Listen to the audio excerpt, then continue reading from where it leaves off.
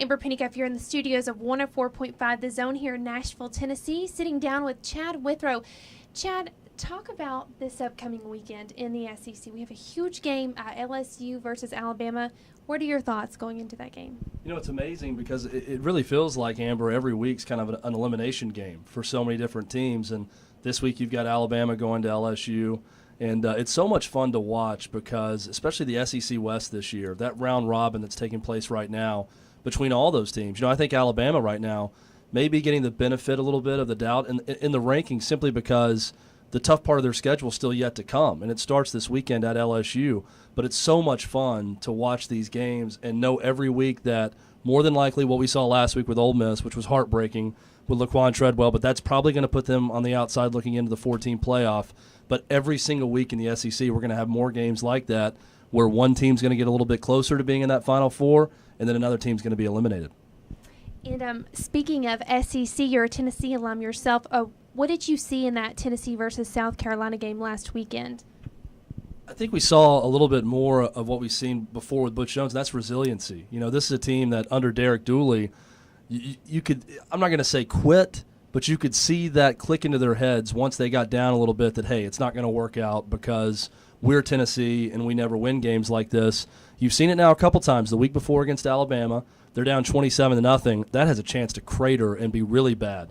In that game, they fight back. They end up losing by only 14. They cut it to 10 late in the third quarter. And in that South Carolina game, more of the same. They just kept fighting. Defensively, South Carolina couldn't stop Tennessee, and on the flip side, Tennessee couldn't stop South Carolina. So they got a couple breaks there, and really it was impressive to watch just the character of the team and what Butch Jones has been preaching. And it's hard to see sometimes, especially if they go 5-7 again, it's going to be the same record. But he keeps saying something special is happening here, and you start to see that a little bit more with a win like that on the road.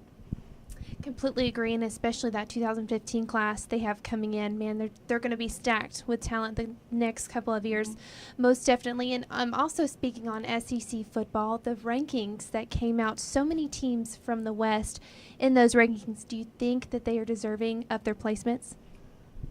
I think they are. Here's the one thing that I would argue, and this is not going to make me very popular in SEC country, but I think that what you ultimately have to look at is who have you played, who have you beaten, where did you beat those teams? I think right now an argument could be made that TCU deserves a spot ahead of Alabama based on the fact that TCU's beaten two teams in the college football playoff ranking top 25. They share a win. You know, Alabama beat West Virginia. That's right now their only win over the top 25. TCU did the same thing, but TCU also beat Oklahoma at home, which Alabama right now they have a chance to. You know, starting Saturday night in Baton Rouge, they have a chance to get wins like that, but right now they don't really have key wins like that like you see with TCU. So you could certainly make the argument for TCU there, but I have no real objections right now. I think it's pretty close to what everyone thought it was going to be, and it just goes to show the strength of the SEC, and especially this year the strength of the SEC West. And who is your top four right now, end of the season? Do you have those predictions?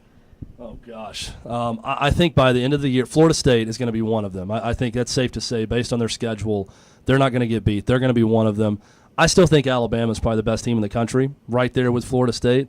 So I think when everything shakes out here over this next month, Alabama's probably going to be there. I think Oregon is probably going to be there also based on the schedule they have left and what they've done so far. Boy, that fourth spot's going to be hard. Can the SEC get a second team in there? If everything breaks right, you know, let's say Alabama beats Mississippi State, then Mississippi State wins out after that, then Mississippi State could get in there also. I think TCU has a great shot as well. I hate to do this. I'm going to have to kind of play a toss-up there. I think it's going to be Mississippi State or TCU there for that fourth spot, but I really like Florida State, Alabama, Oregon in those first three. And you mentioned Florida State. A lot of people have been kind of so-so on them just because they don't have that strength behind them in that schedule. Are they really that good of a team in your mind or your opinion?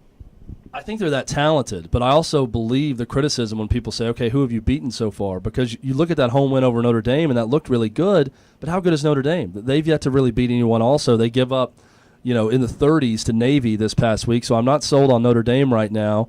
They struggled a little bit at Louisville.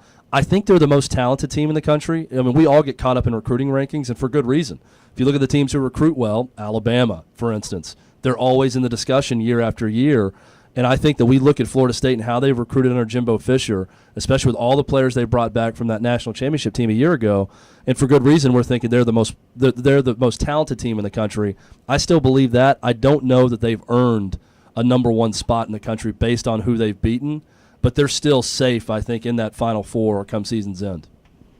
And kind of coming back, I guess, to rankings and all of that, South Carolina, a team that was highly ranked, highly sought after in the preseason. What are your thoughts on that team and how they have developed over this season? Kind of a blowout for them. Yeah, defense is awful. I mean, I think that's really what it comes down to. I think the offense has been every bit as good as people thought, maybe even a little bit better offensively. I was really impressed watching that full game against Tennessee this past week with Dylan Thompson, with the entire offense. When you have a defense like that struggles, it's tough to win in the SEC. Saw that in the first night of the season, that Thursday night at home against Texas A&M. But I think also what you're seeing with the South Carolina team is something we're not accustomed of with Steve Spurrier, and that's bad luck.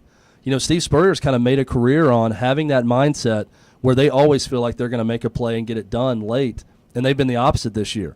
You know, we were talking before the interview, 3 or 4 times now they've blown 2 touchdown leads late in the game, and that's not a Steve Spurrier team. So for whatever reason, you know, sometimes it just comes down to bad luck or the wrong mindset for a team, and this is one of those teams right now for Steve Spurrier, and it's kind of unexplainable what's happened to them.